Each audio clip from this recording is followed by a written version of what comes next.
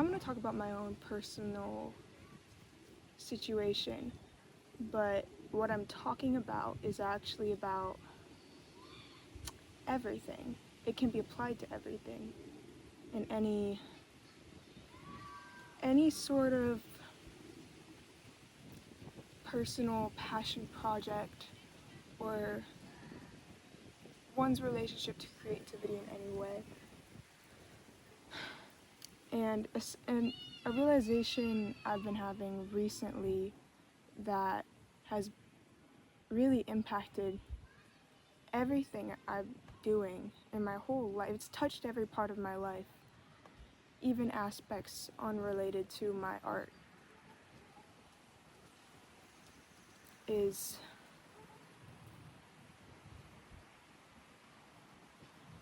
having no expectations or plans or like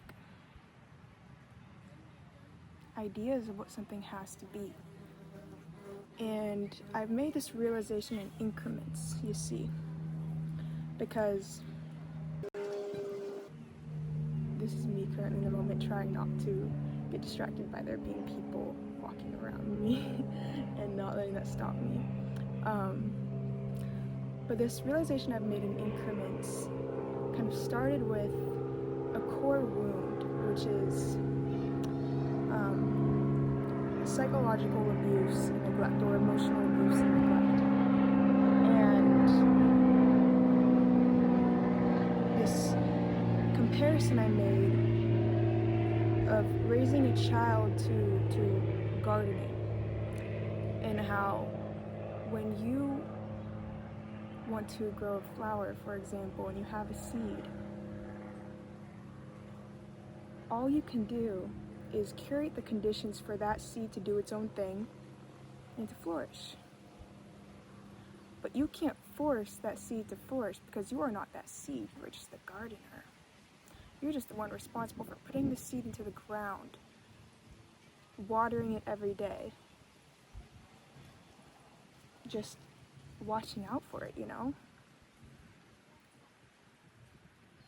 But ultimately, if that seed is not growing the way you want it to, if it's not growing fast enough for your liking, you can't yell at a seed and expect it to work. You can't force a seed to grow. You just have to let it do its own thing. Fulfill your responsibility as the gardener, but not overstep. And when I made that realization, that came with the realization that Earth actually teaches us all the lessons that we need. You see, there's one thing I always got, it never made quite sense to me with this idea of religion, and growing up in a Christian family, some parts of my family being very Catholic, is that if God was, and this is not, before I say this, I wanna make it clear, this is not me shitting on any religion. In fact, I believe in every religion, not literally, but that there's truth in every single religion belief system, and that there's a pattern of something below the messages in every religion that is the same, and that is the truth. I mean, if it appears in every culture around the globe, there has to be some divine truth in that, and that we all just have different interpretations based on our different cultures and environments, and I mean, obviously. But back to my point, this is not me debunking Christianity. I believe in God. I maybe just don't call it God. I don't have to tell you what I call it. That's between me and God. But back to my fucking point is that I realized, because it didn't make sense that if God was fair and loving and perfect, why wouldn't everyone be born with a Bible? The fuck? how would it make sense to only give a certain group of people a Bible and the rest of the world is just, fuck you, guess you're gonna burn in hell for doing nothing, for literally not even knowing what you did wrong and having no choice to do the right thing.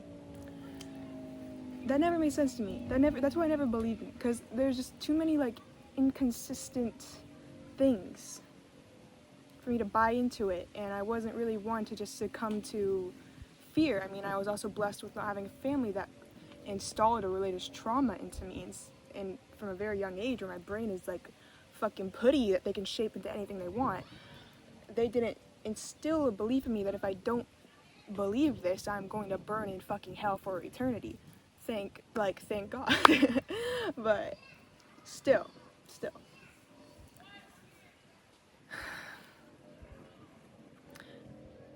I realize that we are born with a form of the Bible we don't even realize is the Bible, and in fact, we have been systematically, as a collective, hidden from it, or it's been hidden from us. We've been separated from our own God, which if you stay with me and you don't get too hung up on the words I'm using, but rather the meaning beneath it, that the earth is in a way our Bible, and just the way things work on earth teaches how the way things work between us humans. And really let that sit with you for a moment and think about it, because it teaches us patience. It teaches us responsibility and seasons and different harvests and just how things work. I'm not going to go into everything, but the earth is just it is the Bible. And especially when it comes to, power is not innately an evil thing. In fact, it is a part of being a human. We are very powerful beings, and it is up to us to choose how we use that power. And abuse is a misuse of power. Neglect is either not acknowledging your own power or not using it. And parents have an innate power when they put a child into the world. And back to reality. Oh, there goes gravity. Oh, there goes gravity. I was disconnecting for a moment. That brought me back to my whole point as I started to space out there. I got a little lost in the sauce in a way that I was trying to remember what I was supposed to talk about.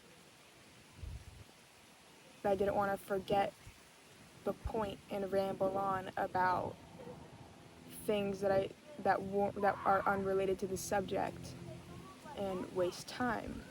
And in that moment, I remembered, actually, that was the whole point of this video. Of there not being a plan, and there not being something you're supposed to do or an expectation. Because it is whenever I have expectations or plans, or I want to come up with a plan, or I'm waiting for a plan, that nothing gets done. And if something does get done, it takes a lot longer than it had to. And in fact, in the time of getting that one thing I had to get done, there was probably like 100 of different things I could have gotten done if I let it come up naturally. But instead, you don't let those things come up naturally because you want to put that energy towards just one thing that you have to do. What if I told you there's nothing you have to do, actually?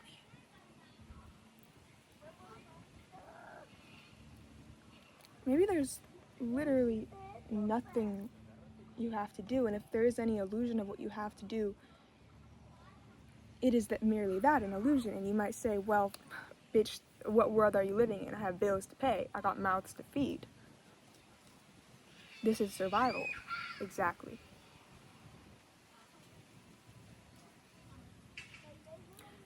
Because when I say that, I am talking in a different world, but doesn't mean that world I'm talking of does not exist. It's that it has been stolen from us. What do you mean by that? Well, in the same analogy, I don't know if that's the right word, same metaphor, whatever, of the earth. You see, we are actually, what is supposed to happen, what was originally the case, was that we are born with everything we need. We're born with natural abundance. We don't have to pay for food. The earth generates it for us, actually. And unless you're one of the first humans that discovered gardening, actually, you're born into communities where there was already a system of us growing food and working with the earth. That everything you need is already there. You're surrounded by community. You have what you need to survive, etc., etc. In fact, I talked about this in one of my last videos, but I'll say it again because it's an important truth that actually is not acknowledged at all in the common collective. It is one of the most basic facts about our existence that is kept secret, because we have evolutionary biology, right? We know evolution is a real thing. Unless you're the middle school I used to attend that considered evolution to be a bit too controversial. That's another topic. But, we adapt. As the world grows, we grow with it. But however, it does not happen immediately, and our evolutionary biology is still lagging a few centuries ago. So our bodies are running on a version where we're living in tribes, and we have abundance, just innately, and we don't have to work every day like our lives depend on it. If we did, it was in rare occasions, but that would end quite quickly, There's a sudden crisis, there's a predator, there's whatever, but you get out of that situation, you come back to your normal state of creation mode, not survival mode. Survival mode only lasts in bursts because it served that purpose. But now we've been put in a constant survival mode, which is actually called complex post-traumatic stress disorder. And that is not even in the DSM-5, despite all of the evidence.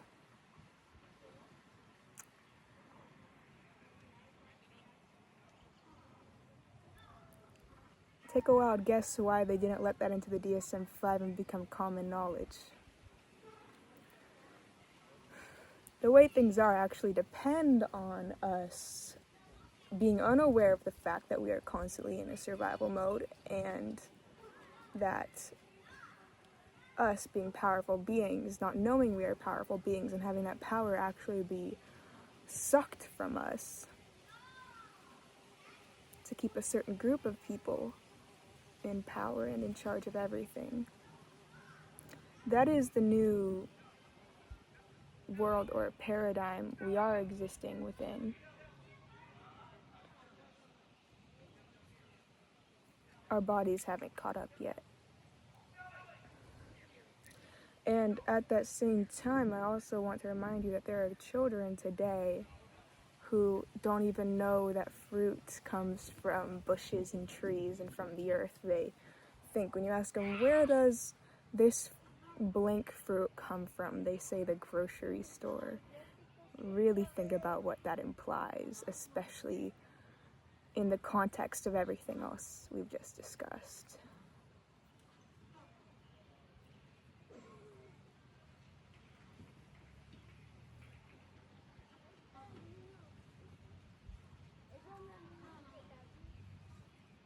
And also, I don't want to make this a political video, but at the same time, even saying that is hypocritical, because everything is political, everything is psychological, everything is religious.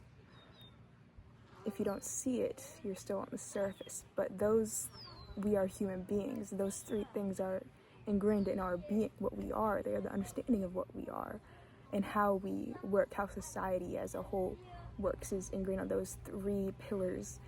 And so if you do not see the underlying political, psychological, or religious undertone of something, then you're seeing the distraction that doesn't want you to see what is actually underneath it.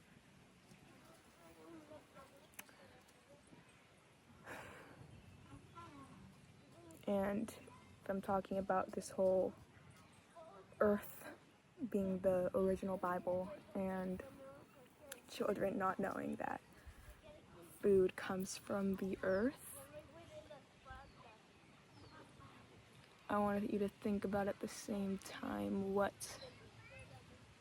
people in power are saying when they are defending certain ideas that further our separation from the earth and not seeing it as a part of ourselves and as an important part of who we are and our existence. In fact, who is taking away funding from natural parks and nature protection services, whatever that is, you know what I mean, whatever names those things come in.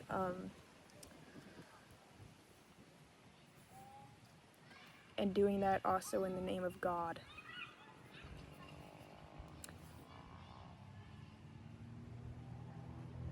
And know that the devil is what we consider of the devil, if you believe in it, the idea of the devil, of this duality. The devil is not stupid. The devil disguises itself as God. What is the group of people that would actually publicly execute people in the name of God for not believing in its power? And tell me that it's not the devil, disguised as God. That the devil wouldn't coerce you out of fear rather than an innate knowing, an innate being, innate love of understanding and growing and evolving, when that is actually what underlies everything in this existence. If you look at the earth, we are born from the physical embodiment of love. Things are constantly growing and changing. Everything is constantly changing. What is patience and understanding versus what group of people in power want you to believe things have to stay the same and try to convince you that from a place of fear of what will happen if things change, if things progress, if things aren't the way they've always been. In fact, maybe they want to go backwards.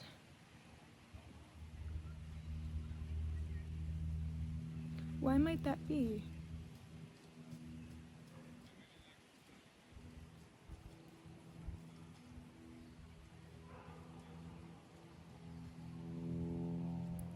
Really, really let that one marinate.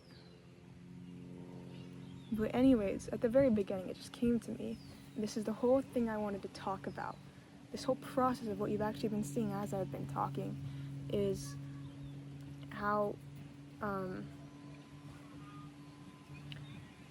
when I don't try to plan things, actually, well, pause, rewind.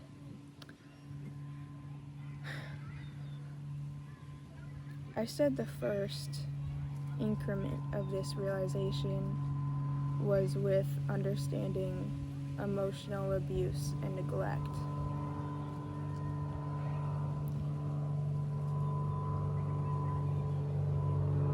Oh, I want to touch on that too. Oh no! It'll come back to me if it's meant to come back to me.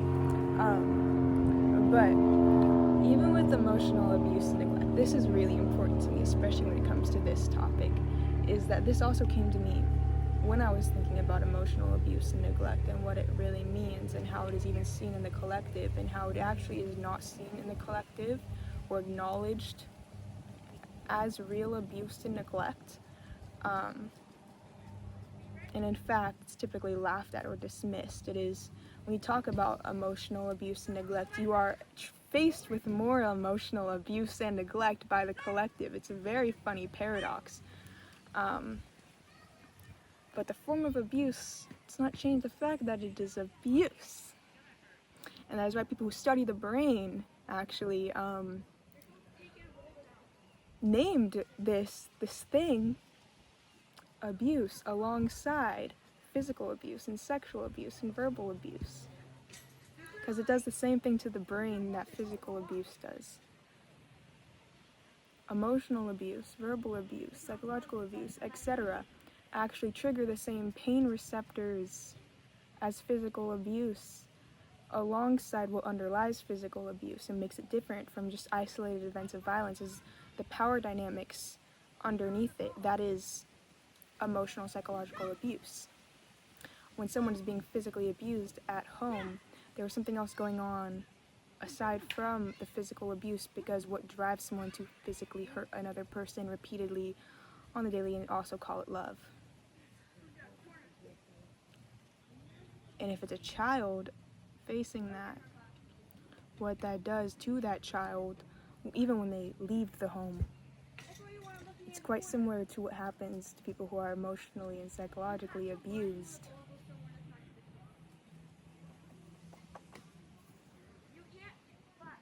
But one just isn't talked about or recognized. And I'm not comparing the two, physical and emotional. I don't think you should compare them. They are both horrible. Just because one person is drowning 10 feet doesn't mean someone who's drowning 2 feet, they aren't both still drowning, I'm not downplaying physical abuse, but because that is more dangerous in the fact that person could actually be hurt. Or, I want to acknowledge that. But there is another type of harm that is done with emotional and psychological abuse when it is invisible.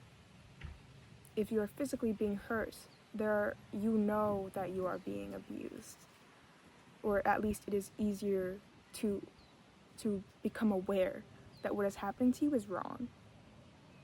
But what happens when you are being violated and wronged and you don't even know it? You think it's normal, you think it's love.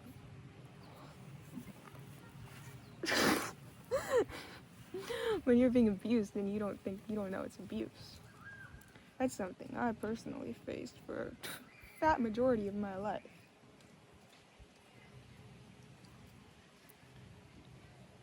And it hurts so bad because you feel the hurt regardless of if you know it's happening. But you just think it's your own fault. And then that kind of results in even more harm being done, because if you hate yourself and think you're responsible for all this pain and chaos, then you're not exactly gonna be protecting yourself. You don't protect what you hate,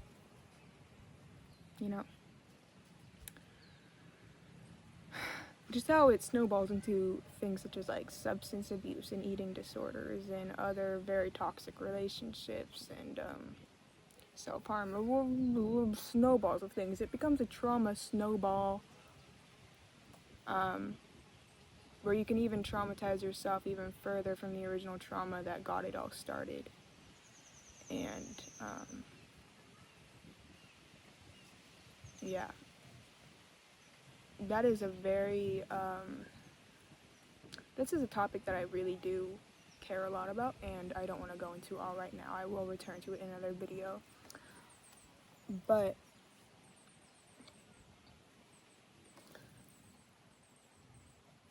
the whole reason I started that was because the collective is being emotionally abused. What do I mean by that? Well, what do you hear all the fucking time? Facts don't care about your feelings. Actually, a majority of the facts that don't care about your feelings do care about someone's feelings, and it is the rich group of fucking bajillionaires that actually paid for these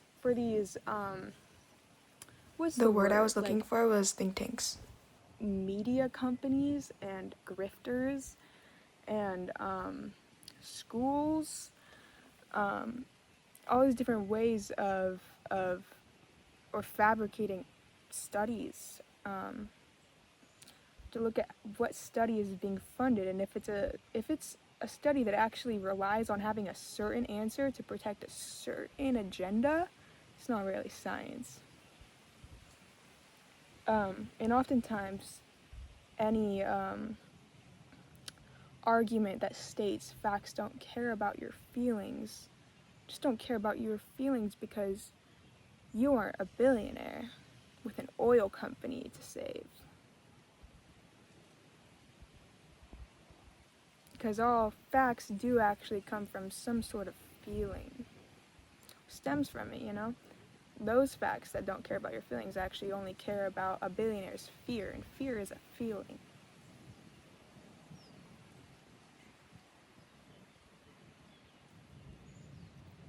And in fact, I think feelings are the most original and divine facts. Because they reveal something true. A feeling doesn't lie. Words lie. Feelings don't lie. And if you understand, if you are religious in any way and you have this sense of purpose, it all comes down to purpose. A why, some original divine why for everything. Everything has a purpose, right? But somehow we just skip over the entire existence of emotions in these topics of discussion. However, emotions are actually something that unites all humans, something that we all experience without seeing. It's actually it's one of the best arguments one can make for religion. Because if someone's gonna make the argument, if an atheist makes the argument, like, you can't see God, so, I don't believe what I can't see. Well, do you ever feel sad? Do you ever feel angry? Do you ever feel happy? Can you physically see happiness? And I'm not talking about expressions. I'm not talking about body language or facial expressions, because guess what? You are seeing the body. Feeling something. That is the variable. You can only see the evidence of a feeling through a vessel, through a physical vessel. What is an emotion? An emotion is energy in motion. So when we feel this energy in motion that comes through us, and it comes and it passes, it comes in different extremes, we can feel it in different parts of the body, it causes our body to move in certain ways, sometimes even subconsciously. It contorts our faces in ways we don't even realize sometimes. But if you take away the body, you don't see the emotion. You cannot see when happiness enters someone's body and passes, if it even does, because we can't see it, is what I'm trying to say.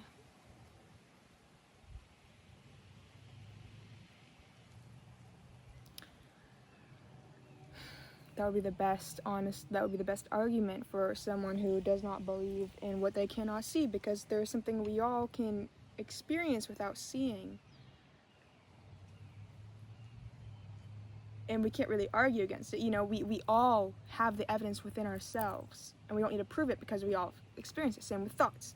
You don't know what someone's thinking. Someone could be walking down the street thinking something. If I would ask you, what is that random stranger over there thinking?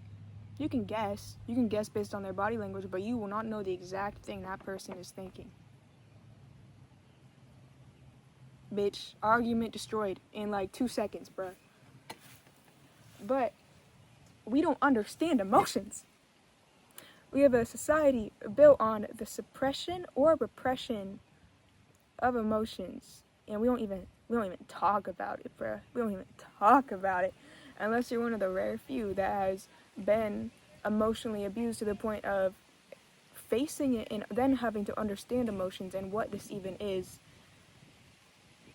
and also understanding that it is why it isn't talked about. If you even get to that point, if you don't stop at the surface level and don't dig deeper on what it means on a collective level, which I don't blame you if you don't, because that is a lot to put upon yourself. I don't know why, I just feel this burning need to, and if I don't, it will rot inside of me, and I will die with a regret if I don't try to talk about it. And just, that's why I call myself a detective, bruh. Because what I don't do is I don't just paint. There's something deeper behind everything I do because of this innate curiosity that eats up inside of me if I don't follow it. Anyways, what I was talking about with, so, but boy, it's fucking obvious. We don't know what emotions are on a collective level. It's not talked about. In fact, it is so deeply, this neglect of emotions is so deeply ingrained in our collective that it has come up in making fun of people who do actually know how to listen to them and honor them.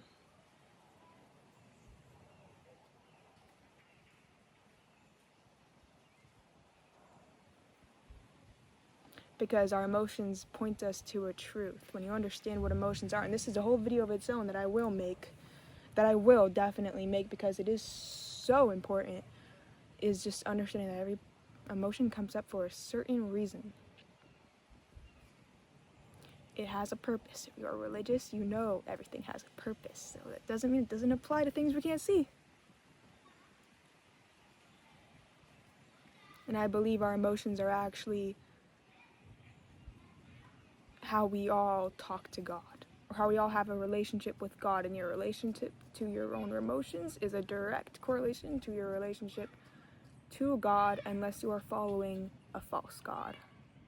And the false God will tell you lies about your feelings, or give you false explanations for an emotion that only further serves its agenda and takes you further from the truth.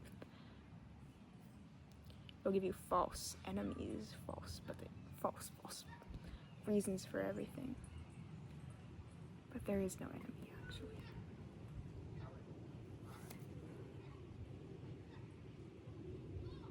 Aside from the false God, but even with the false God at a certain point, you have to understand that God would only allow for the creation of a false God because the God does not force. And that even the false God comes up to serve us a lesson, which is to turn us back around, turn us inwards, turn us back to the original God. You know, if God allows for expression in all directions, in all areas, this infinite web of possibilities that I talked about in my first video, then of course the possibility arises for the human to think, well, why can't I be God?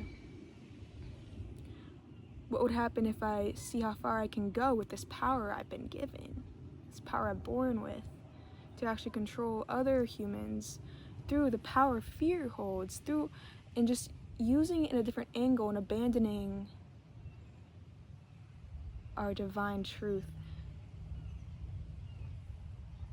But the only way we can actually even overcome this false God, I think, and I could change my mind,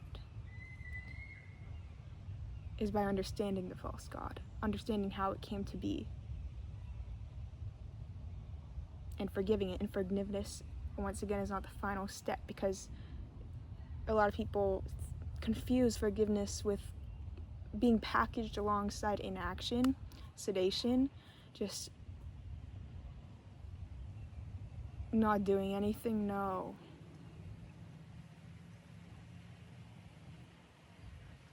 It still has to come with action. It still has to come with actual change, or else it is merely manipulation. And that is something of the false God. So if change does not come alongside it, then you have been deluded. What that exact change is, what those exact steps are, I cannot tell you, because I do not know. All I know is that I'm doing what feels right for the first time by actually spreading this fucking message. I am not God. I'm not a cult leader. I'd never want to be. I just want people to feel okay. I want people to finally feel some form of understand. It's just to have that internal just turmoil of everyone is giving me different answers, but nothing quite feels right. Nothing quite satisfies that internal just something is fucking wrong. Something isn't quite right. Can't quite pinpoint it, and none of these answers I'm being given are making it make sense. Even if it does make sense, it doesn't calm the internal storm unless you take drugs. Unless you sedate yourself in the variety of ways we can, whether that be through doom scrolling or drugs or all the various forms of escapism. I could go on and on and on, which have been down those routes.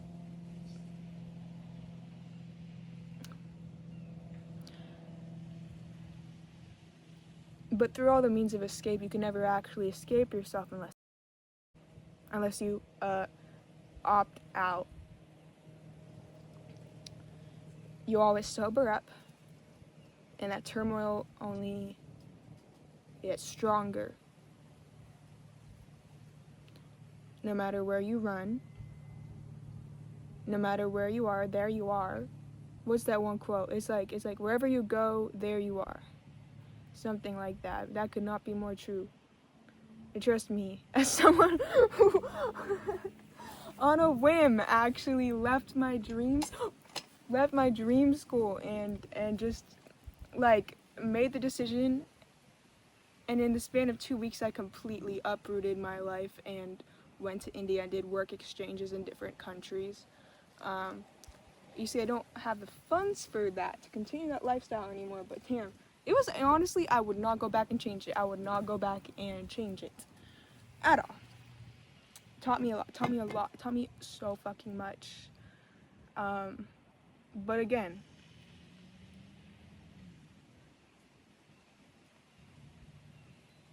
you always have to come back to yourself.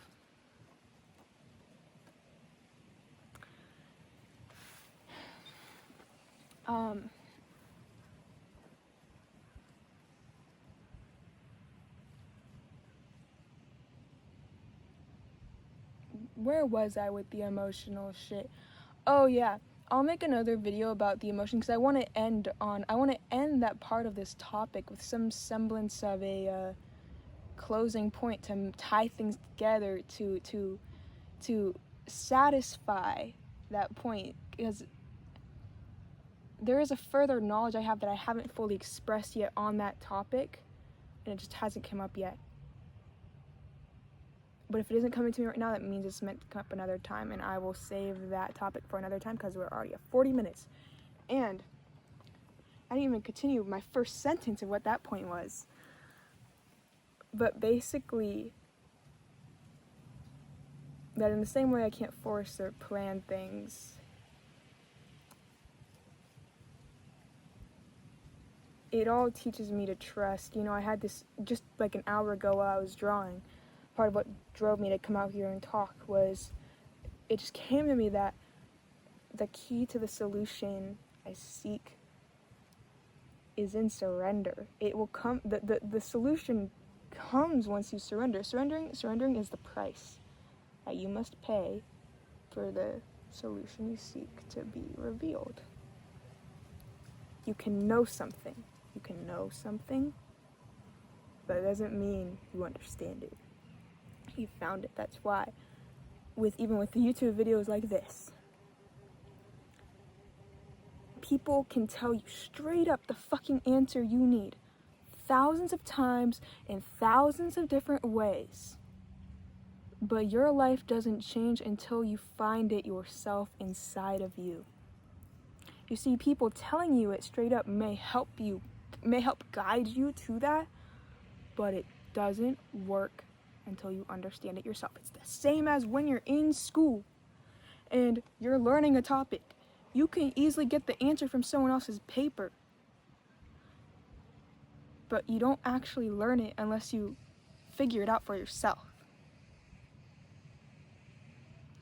Finding out the answer might help you to realize you've gotten the answer wrong, that what you originally thought the answer was not the right answer. It doesn't mean you immediately understand it just because you know what it is. You didn't go through the process of finding it. And that is the fucking key that all of these motherfuckers miss.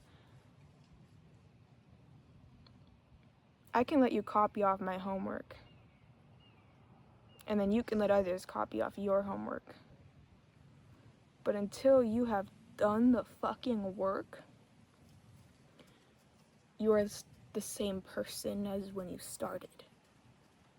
Because you might think, okay, I do these things, right? I get the right answer to get the grade I need to accomplish this goal, to lead me to this version of success I see in my head. And if I use chat fucking GPT, or I copy off my neighbor, or whatever the hell,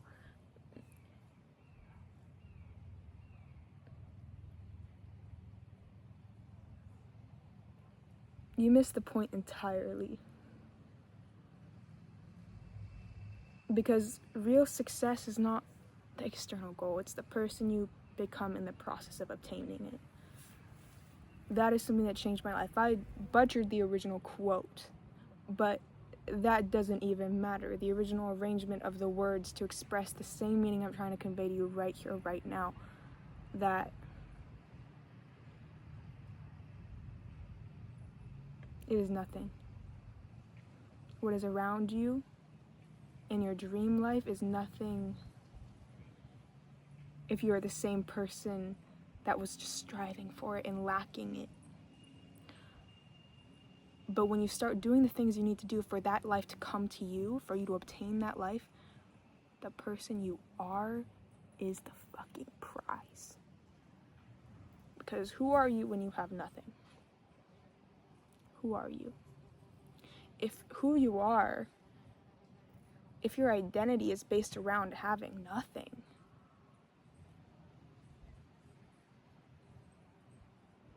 then you're still going to have nothing internally when you have everything. That may not make sense right now, but stay with me. Because if you can have everything when you have nothing,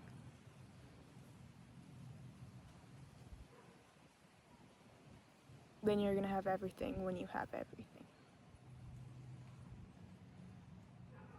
The whole point of wanting everything is to change your internal state. Is to now, because I have this, I feel good about myself. I feel accomplished. I feel productive. I feel strong. I feel whatever the fuck. What happens if that is then ripped from you? You never know when a storm will hit, when the economy will collapse, when the whole world order might change, and you lose everything. You can either live in a blissful ignorance of that, or you can live in a state of paranoia, always knowing it might be ripped from you and never fully enjoying it because you feel like you have to constantly protect it. But if you can become at peace with yourself when you have nothing, when that happens, inevitably a path opens up for you to reach that thing that you want.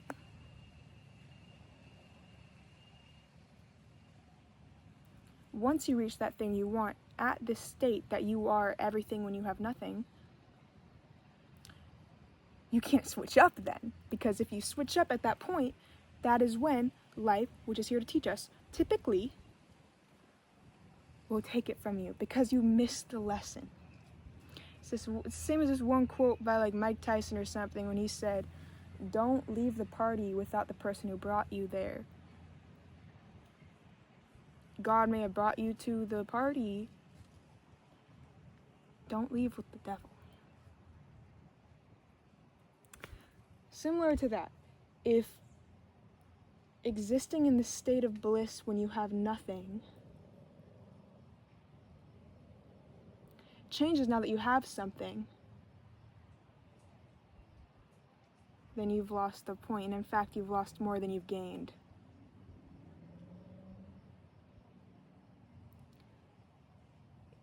I've found in my life that when I act as though I have nothing to lose, that is when the blessings come in. Because if I'm acting when I have nothing to lose, I've been at points where I've been in complete apathy.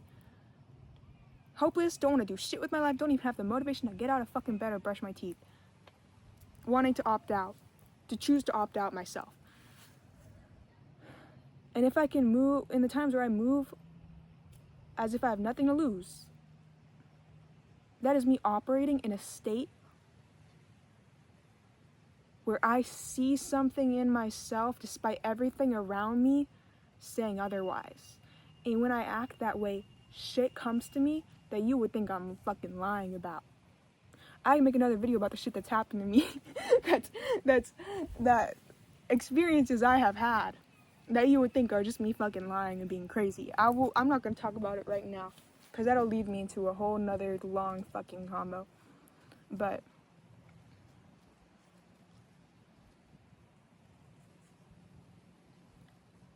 that is the most recent big life lesson that I've been taught recently, because I got my dream life through behaving in a way as though I have nothing to lose. Once I got it, I switched up. I wanted to protect it.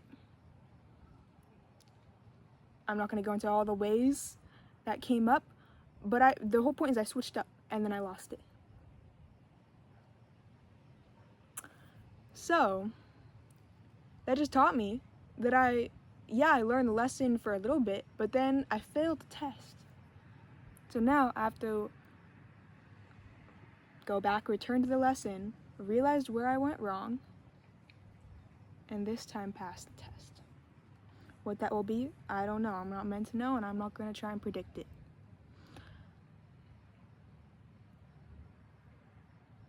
But now I know that my sense of self has to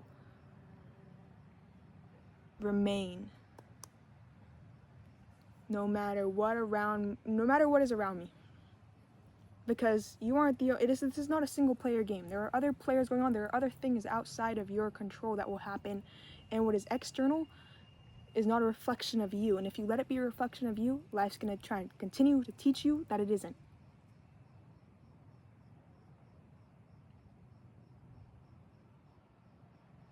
And blah, blah, blah, blah, blah, blah, blah, blah, blah, blah, blah, blah, blah, blah, blah, blah, blah, blah. I don't feel like I finished that point strong enough.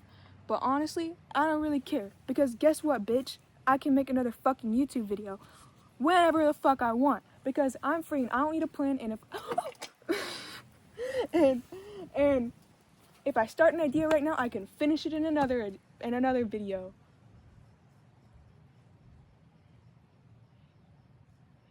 So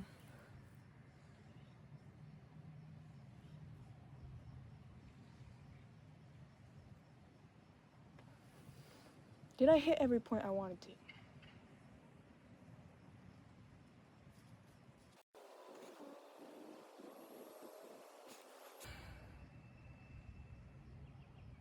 I think so. But one last thing. My first video I talked about how everything is a paradox, right? Another thing to add to that comes up that aligns with this topic and what I was just talking about is that in paradox, in this paradox of even what I was just fucking talking about. No, I lost it again. Oh yes, is that when you try to plan things out and your only goal is to be productive and to produce a certain thing. Why? To produce a certain thing? To hit this idea? You actually end up being less productive than if you just completely surrendered. Decide, you know what, I don't give a flying fuck. And then when you don't care and you actually surrender and you let things flow from you, you produce more. One, more than you originally were trying to plan everything. And two, better fucking quality. More human. More able to connect with others. More effective. And more enjoyable in the fucking process, bruh. Are you fucking kidding me? Everything is actually 10 times, 100 times better.